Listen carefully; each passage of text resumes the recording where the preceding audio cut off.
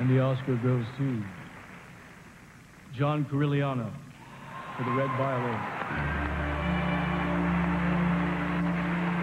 This is the first Oscar for John Corigliano and his second nomination. He was nominated in 1980 for scoring Altered State.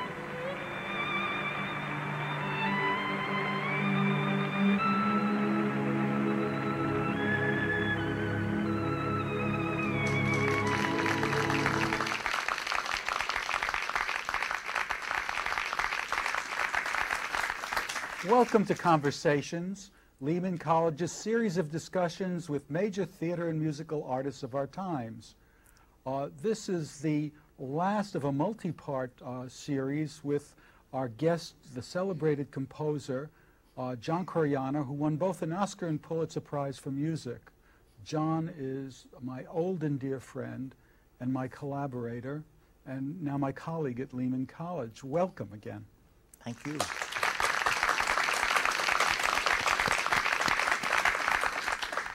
We've covered a lot of territory in our discussions, and I wanted to know what you're working on now. Well, I'm not working yet because of school and travel and all of that, because it's kind of difficult to work for me. I don't work very well if I'm not up in my country place and I have like a full week with nothing to do.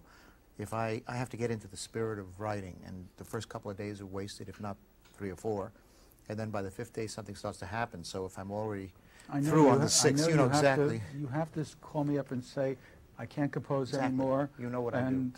And would you be my friend even though I'm not going to do this and all of that? We've been through that together, yes. Yeah, it's difficult for me. And so the summers of my time that are really going to do it. But I'm trying to do something to get out of writing for the same venue, in a sense, the concert audience.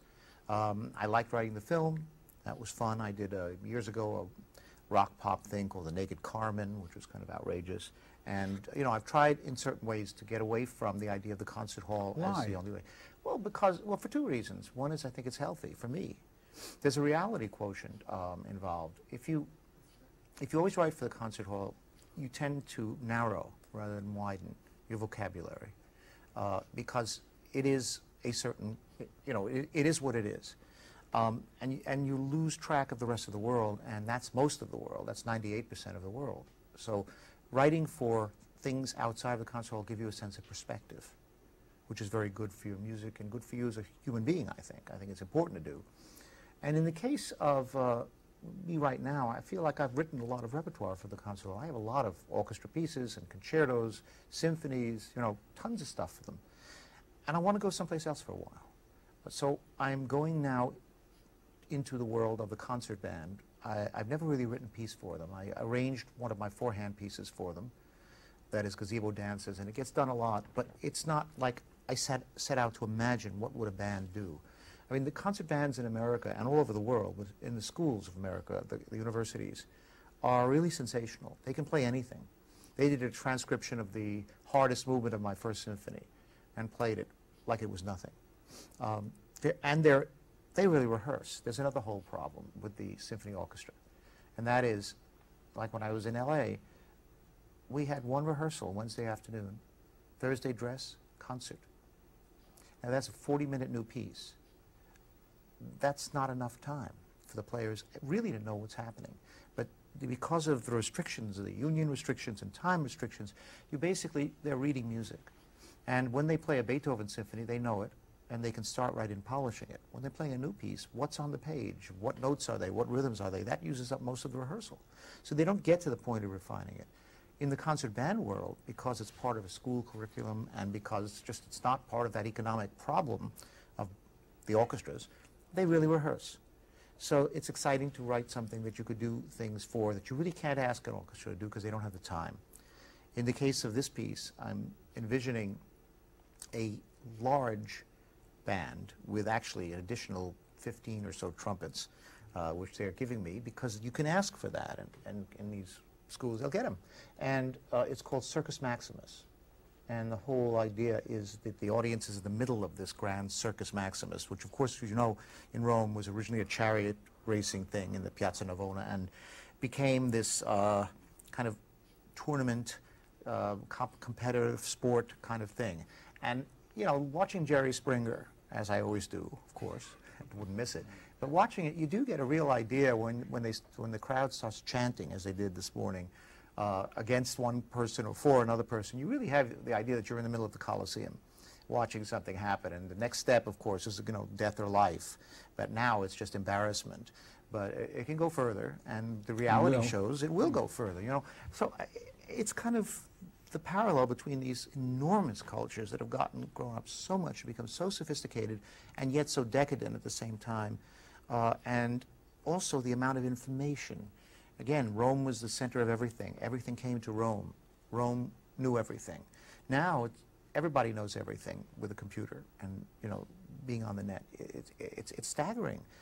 So the idea of there's one thing called channel surfing, one movement, and the whole idea of the amount of information that will jolt at you from one source, and you turn, you press a button, and something else will come at you. You press another button, and there's another whole world. You know, people dying in a flood, a soap commercial, you know, a comic section of Seinfeld, you know, torture in Iraq, and they happen every few seconds. And it's that kind of overload that I think we can do. So I'm going to have 11 trumpets around the audience in the first tiers of the balconies, and above that 4 saxophones and a bass here, and 2 horns there, and 2 clarinets there, and 3 percussionists all around the audience, a marching band, and a band on stage. And I have to write all that this summer. It's going to kill me, but I'm going to do it because it's interesting. It sounds like this is an extension of what you've been doing all along in the clarinet concerto and the placement of the horns in the clarinet. But always in a very limited way, because when you deal with an orchestra and you know this rehearsal problem, you can do that in a very limited way. Here I can really do it because I know they're going to rehearse it. I know they're going to know it, and they're used to marching. Oh, they're used to it. The marching band will be part of it because that's part of the life force. So you have all along believed in the theatricalization of musical forms. You know, musical forms are theatrical. Sonata form is a theatrical form. People think Mozart, when he wrote symphonically, was different than when he wrote operatically. Not a bit. Symphonic form is the oppositions of the opposites. The idea of one theme has one character and tempo, the other theme has another one, you place one, you go to the other, then you battle it around in the development and you restate it. All that's about the superimposition of opposites, which is what theater is about. In theatrical terms, we call that conflict. Yes, and, conflict. And without conflict, you don't have drama. You don't. But you see, all the forms came out of the need for conflict and the idea of different ideas, and then the idea of things coming back. Security. I mean, there are 2 poles here for human beings, not just music people. One is safety and security, which is repetition. When things repeat, you feel secure, and you get to know them, and you're contented. The other is adventure, the new and the unexpected. And the balance of those is what makes art and life. I mean, if you go to work 7 days a week, it gets pretty boring, and you want out. If you go to vacation for 7 days a week, you get confused. By the 3rd week, you want to go back to work and get get back into the grind in a sense of ritual. So the idea is new material, like vacationing every day in a different city, is okay, but too much of it is confusing. Repeated material is okay, but too much of it is boring. And it's that alternation of yin and yang that make art. Plus loud and soft, high and low, slow and fast. Again, all opposites, and conflicts. And that's what you need to think about when you write, is those opposites and how you're balancing them, and be aware of that. And I think that's a very important job of the creator. What else are you planning to do in the future? Do you have any other plans? Yeah, I do, but you're involved in it. That's right. You have to do some work, and then we can work. Can we talk about that? Or well, I don't think we should talk about the plot or anything. We want to write a musical for, for theater singers, but not Hairspray, although I loved Hairspray. Don't get me wrong. I loved it. But I can't write Hairspray. I mean, it's just like I can't write the Bob Dylan things. I can't write that. I'm going to be writing a strange hybrid of a piece, and Billy couldn't either. I know him. He says he can. But the minute he starts to write, all these layers of meaning come in, and, he says, oh, I'm just going to, be down and dirty now, and then, of course, it's down and dirty with a really strange moral twist and turn of words that turns it into something else. So, we're going to work.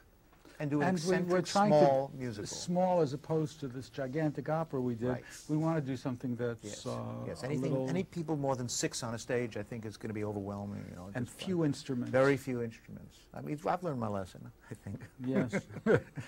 I was in L.A. again, and people were saying to me, coming over, "Oh, when is the Ghost going to be done? Oh, we love the Ghost." And I said, "Never. You know, you're not going to see it, but we love it. It was so great." I said, "It doesn't matter. You know, it's too expensive." Why do you think I fantasized about going to what I call the last performance of Beethoven with this incredibly ancient orchestra in their 90s, and the last violinist dies during the performance as the last audience member dies. Yeah, I know what you mean. This is the why. Well, how did this happen? I wouldn't want that to happen, of course, because Beethoven's so great. But you know what I'm driving at. The balances. Again, it's about balances. Why did this happen? Why is classical music in such? Why are so many orchestras dying?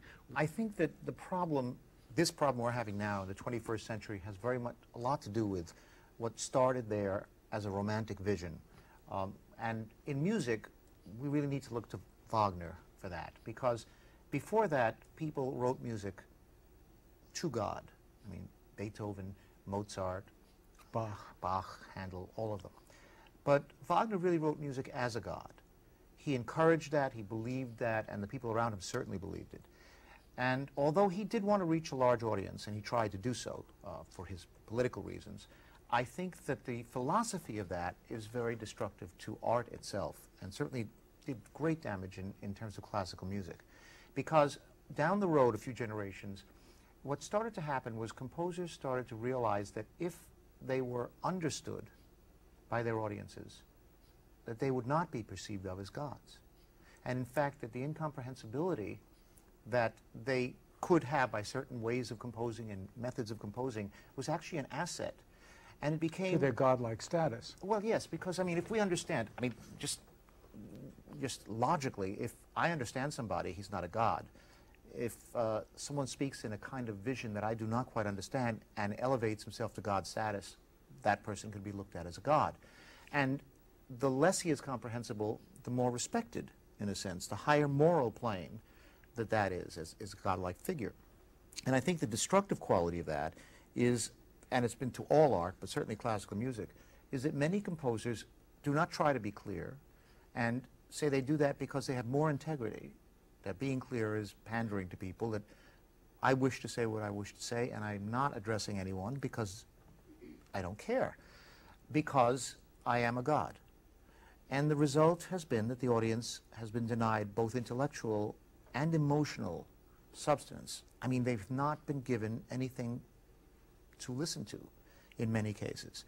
And what happened then is that audiences left, audiences departed from the concert hall. And the idea of modern music, contemporary music, became an anathema to them. They don't like it, and they haven't even heard it. That's the problem now. It's never been the problem once they get in the hall and they hear a piece of mine. I've never had a problem with an audience.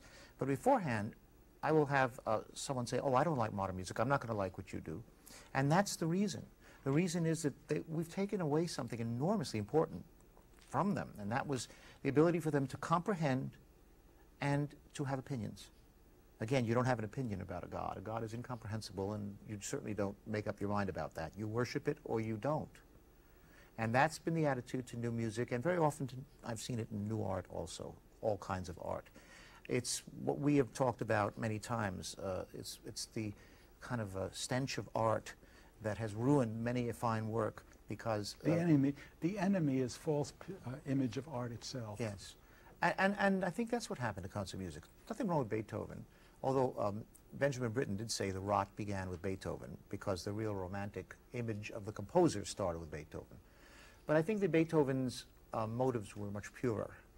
And he was trying to be understood still. Oh, he was. Wagner actually was too. He wanted to be understood, but he also wanted to be a god. And sooner or later they have to separate. You cannot be a comprehensible god. You must be incomprehensible to be a god. And today, many composers, well, less so now, but in the 1950s certainly, many composers really felt elevated by not reaching people.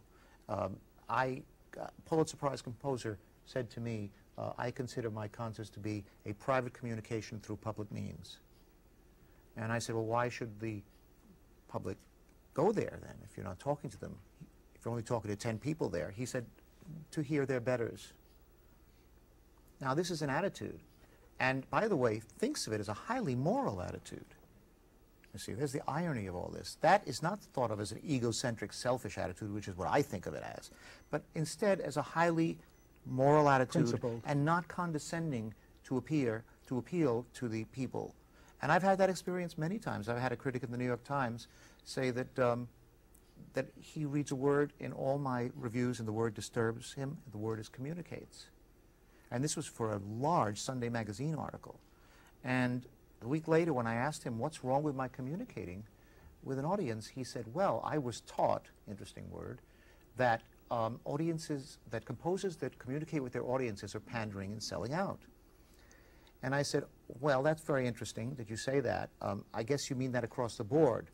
We certainly know of the world's greatest panderer then, which is Wolfgang Amadeus Mozart, because he was obsessed with audience reaction, and he would write his father letters saying, I went into this town and I changed the last movement of the symphony to please the public, and I'm going to do this and change this in my music to get more of an ovation. He would say that all the time. And of course, like anybody in the classical music world, Mozart is worshipped completely, and this hit him with a force that was quite amazing, and I watched him try to explain that to me, and he actually ended up writing a pretty good article because I challenged that, but usually it's not challenged. Is the attitude different in America than Europe? It's much better here. I think we've gone through that. And I think one of the things that really cemented that was actually the AIDS epidemic in a strange way. Because a lot of young composers were watching the world around them crumble. And the idea of playing with these philosophical values and that all they were doing was posturing and writing not to say something to people became really old-fashioned and curdled. It actually curdled emotionally for them. Here were real emotional tragedies happening around them. Because young people usually don't have that. I mean, you know, that happens when you're 70, say, but it doesn't happen when you're 22. And here were 22-year-olds watching their friends die. And I think that it made a big difference because America had that specifically, and Europe did not have that as a problem as much, in putting the final kibosh on the idea of the great composer apart from society. They said, we want to join society. We want to speak to the audiences. We have things to say emotionally now. Let us get back to that task, which is very healthy. And I think it is much healthier in the U.S. now. What would you suggest a young composer, classical composer, should do to pursue a career in music now? Well, I think they should... What do you tell your students? Well, I think they have to search out the new venues and deal with the old ones to a certain degree. Write something for orchestra, okay, but don't make that the only thing you can do. For example, I would say if I were a young composer now, I would probably try to ally myself with a great visual artist and produce a new art form for the screens that are going to be on the whole walls of houses. We just know that. We know that in 30 years, the whole wall of the house is going to be a screen, let alone several walls. Virtual reality walls that are suddenly going to expand. Yes, we're going to see adventure, we're going to see this, we're going to see shows made for it, sports made for it. What about art made for it? What about something that is not a visual experience and not a musical experience, but the combination of the two of them to make a third experience that is not ballet, that is not opera, but is something else?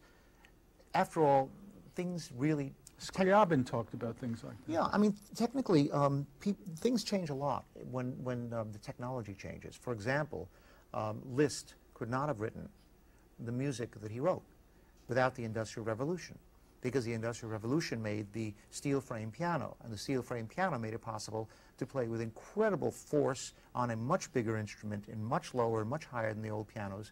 And Liszt was able to develop those super romantic pianistic figures only because he had the technology to do it. Now, what do we have now? Technology is changing and we're getting new technology. Shouldn't we take the composers be there. I actually spoke to a record company executive when they used to be record companies that had, you know, some sort of executives that were not just doing pop. And I said, you know, you ought to make a think tank with composers and visual artists and get together and talk about what's going to happen when these two come together and have art already being written for it, even though it isn't even there yet. See, I'd like people to be ahead of their time that way. And then write your string quartet and write your symphony, but know that the major force you can do is to open up the new technology with art, with your intelligence and your talent. There are people writing for the internet. I've seen pieces written, musical pieces written to be performed on the internet. The internet has actually completely changed everything. The big record companies, for example, don't exist anymore, but individual composers have their own web pages. You go to those web pages and you can rent music for performances so they can actually publish their own music, because they can now use Sibelius and make a beautiful score. And then you can press a button and hear it, because it's recorded for, they put those records on the internet. So, and they can sell their records. So even a small label can be in Amazon. If you want it, you can find it just as easily as Sony now. You just have to type out what you want. And that's different, because in record stores, you basically see the big product, and then you have to search around the back of the store to see the little bins with the classical music in the distance, you know, and the string quartets 3 miles away from anything. And you have to find it, and you have to know what you're looking for. Here, everything is access. It's a whole new instant world. access. So in many ways, I think that's opening up things in a very healthy way. I think the composers today have more chance. First of all, they can put out their own records. Recording is so cheap now that you can buy for $500 something that will make a superb recording for you, an actual releasable recording. Many years ago, it was impossible to do that. I mean, the old days of LP recording, no single composer could do anything about it. You had to have a company. Now they can do it themselves. They can have it pressed, they can put it out, they can design the cover on their computer. It's all over. There's no more, you know, only one way. And it's so much better, and it's so much healthier that I'm very happy. But I think that's where they should be looking, right into that same place for how to do their music and how to get their music out. I know you've been, lately you've been learning how to use Sibelius. Oh, God. Yeah, well, you know, that's a generation gap, I think. I learn it. I just forget it every day. You know, I learn it and I go back and I say, what is that? You know. So I mean, I don't know if for those of our audience, Sibelius is the word is the Microsoft word for writing music. Right. You can write music on it if you learn it. Yes. But I still use a number 9 pencil, 9mm pencil, and I make my little scratches. And the problem is I would have to take a year to do that, and I've got to write this piece this summer. And I can't fool around. I can't learn anything. I've got to be giving music to my publisher, and they do it. They put it in computer and get it back to me. So it's not as though I don't get it done that way. I don't do it myself. But it would be great if I could do it. There are a lot of compositional techniques that are very easy on the computer. Not all of them, but a lot of things involving repetition of cells. That's why minimalism is so great on the computer, because you can copy and paste, cut and paste, cut and paste, and you've got yourself all sorts of things. Insurance companies now have insurance for carpal tunnel syndrome for minimalist composers. Yes. It is true. That's the one danger of this.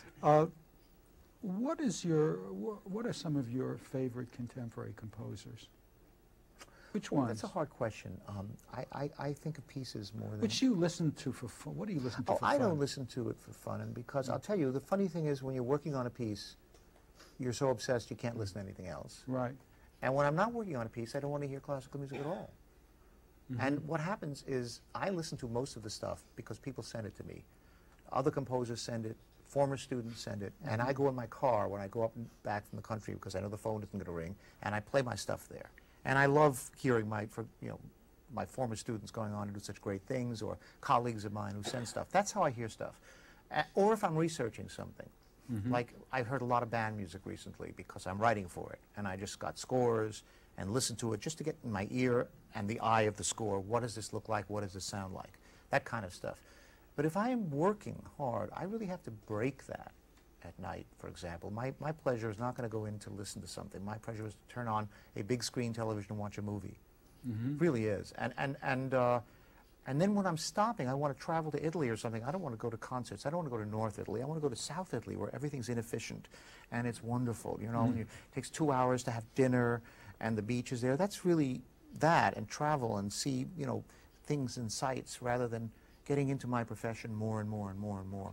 I think I need to, I really work so hard at it. The break is very important for me. Even if it's a nightly break, when I'm working, it's a nightly break. When I stop, that's why my first glass of wine is, that's my symbol of it's over now. You know, you can't compose anymore now that you've had that wine. So now you have a wonderful time, make dinner, put on the TV, relax, call people, and then tomorrow morning you'll have to face that again. You know, a new day. The new day and the new, you know, the new impossible wall to climb that you have to climb over. And so listening to music then isn't the way, you see, for me. John, I'm getting the sign to wrap up our final episode in the John Corigliano saga. It's been terrific. It's been very moving for me to get to know you this way now after all these years. Thank you so much, and I look forward to further conversations with you outside of the television. Thank you. And thank you for coming, and thank you, our studio audience, for joining us for conversations. Thank you very much.